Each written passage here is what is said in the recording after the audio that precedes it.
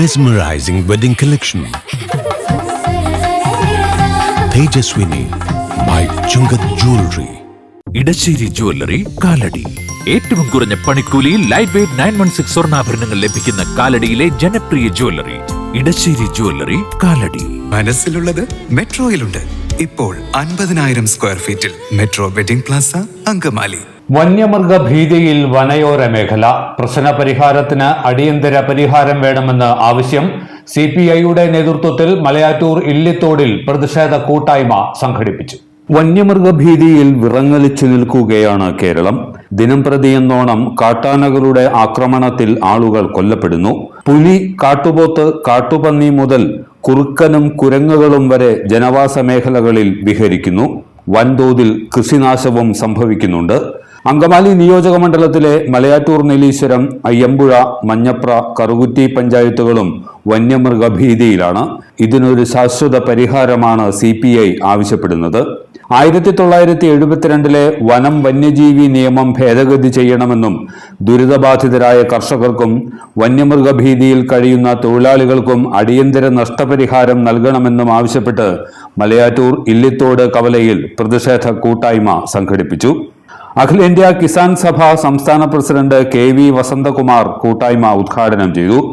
1972 അന്നത്തെ ഇന്ദിരാഗാന്ധി സർക്കാർ കൊണ്ടുവന്ന വനം വന്യജീവി നിയമമാണ് ഇപ്പോൾ പ്രശ്ന പരിഹാരത്തിന് തടസ്സമായി നിൽക്കുന്നതെന്നും ഇത് മറച്ചുവെച്ചുകൊണ്ടാണ് കോൺഗ്രസ് നേതാക്കൾ സംസ്ഥാന സർക്കാരിനെയും വനം വകുപ്പിനെയും പഴിചാരുന്നതെന്നും വസന്തകുമാർ പറഞ്ഞു.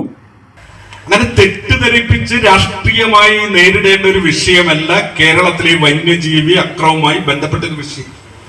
ആ വിഷയത്തിൽ BJP എടുക്കുന്ന നിലപാടും ജനങ്ങൾ മനസ്സിലാക്കേണ്ടതുണ്ട്.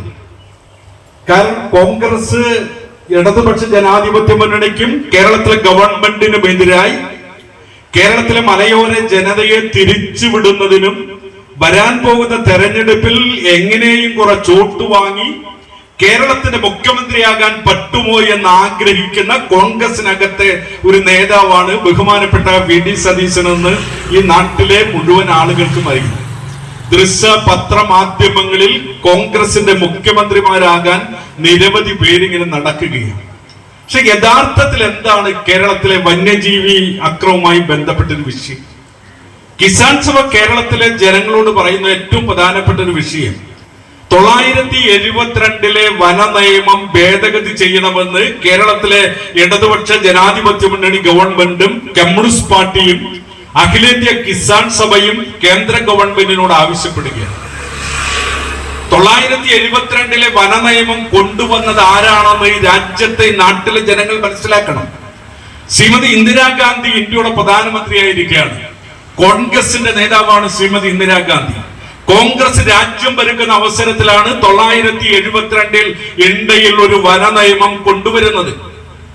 ആ വന നിയമം പിന്നീട് പലപ്പോഴും ഭേദഗതി ചെയ്തിട്ടുണ്ട്. ആ ഭേദഗതി ചെയ്തതെല്ലാം മനുഷ്യനെ സംരക്ഷിക്കാൻ വേണ്ടിയല്ല, മൃഗങ്ങളെ സംരക്ഷിക്കാൻ വേണ്ടിയാണ് ഭേദഗതി കൊണ്ടുവന്നിട്ടുള്ളത്.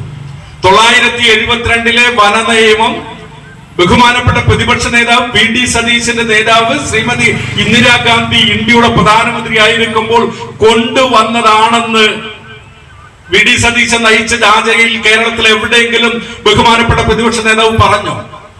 പറഞ്ഞില്ലെന്നാണ് ഞങ്ങൾ മനസ്സിലാക്കുന്നത്. ആ നിയമം ഭേദഗതി ചെയ്യണമെന്നാണ് കേരളത്തിലെ ഇടതുപക്ഷ ജനാധിപത്യ ഗവൺമെന്റ് നിയമസഭ ഏകകണ്ഠമായി പ്രമേയം പാസാക്കി. ഇന്ന് രാജ്യം ഭരിക്കുന്നത് കോൺഗ്രസ് അല്ലെന്ന് എനിക്കും നിങ്ങൾക്കും എല്ലാവർക്കും അറിയാം. RSSും സംഘപരിവാറും നേതൃത്വം നൽകുന്ന ഒരു ഗവൺമെന്റ്. നരേന്ദ്രമോദി ഇന്ത്യയുടെ പ്രധാനമന്ത്രി, അമിത്ഷാ ഇന്ത്യയുടെ ആഭ്യന്തരമന്ത്രി. അവരോടല്ലേ നമ്മൾ ആവശ്യപ്പെടുന്ന ഈ വന നിയമം നിങ്ങൾ ഭേദഗതി ചെയ്യണം. ഈ വന നിയമം ഭേദഗതി ചെയ്യണമെന്ന് BJPയുടെ നേതൃത്വത്തിൽ ഗവൺമെന്റിനോട് കേരളത്തിലെ മുഴുവൻ ജനങ്ങളും, ആ ജനങ്ങൾക്ക് വേണ്ടി കേരളത്തിലെ സർക്കാരും ആവശ്യപ്പെടുകയില്ലേ? കേരളത്തിലെ BJP ഇതിനു വേണ്ടിയിട്ട് എന്തെങ്കിലും നടപടി സ്വീകരിച്ചിട്ടുണ്ടോ? ഉണ്ടെങ്കിൽ അവർ പറയട്ടെ. BJPയുടെ സംസ്ഥാന അധ്യക്ഷൻ ബഹുമാനപ്പെട്ട സുരേന്ദ്രൻ അടക്കമുള്ള ആളുകൾ മുഖ്യമന്ത്രിയെയും വനംവകുപ്പ് മന്ത്രിക്കെതിരായിട്ടും കേരളത്തിലെ ഇടതുപക്ഷ ജനാധിപത്യ ഗവൺമെന്റിന് എതിരായിട്ടല്ലേ വയനാട്ടിലും കാസർഗോഡും എല്ലാം വലിയ പ്രസംഗങ്ങൾ നടത്തുന്നത്.